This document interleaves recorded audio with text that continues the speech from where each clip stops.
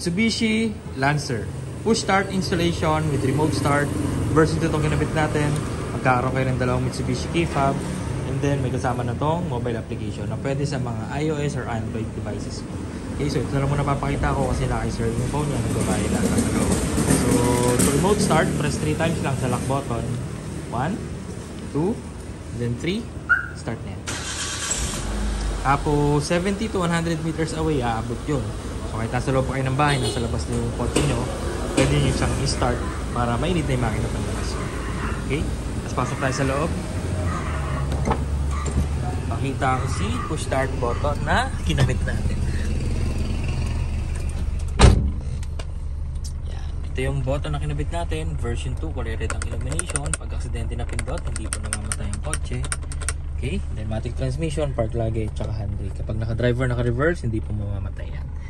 Okay, tapos pag tumapak kayo ng brake, may feature yung system natin na nag-auto lock lahat ng doors. And then even naka-under yung auto mo, pwede ka mag-unlock, pwede ka mag-lock sa key fob.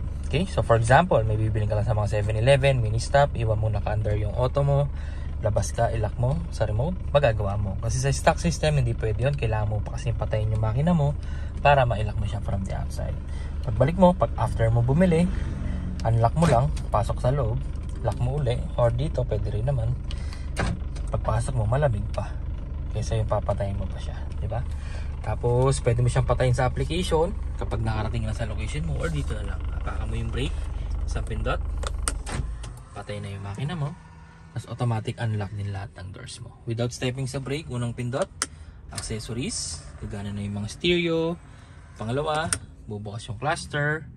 Pwede mo nang ibaba yung bintana mo dyan. And then pangatlo, patay. Pag i-start mo, apak sa brake, isang pindot, start na agad yung makina mo. So napaka-basic lang niya gamitin. So hindi lang to basta push start system, meron na rin tong alarm system na kung tawagin. Na any forced entry, any illegal start na mangyari sa kotse mo, mag-a-alarm yung kotse mo. Alright, so maraming salamat. 2 years warranty to, naka 20% off discount with free mobile application and then guaranteed clean wirings, quality insulation. Syempre dito yan sa Gavin Auto Accessories sa Las Piñas. So maraming salamat. Bye.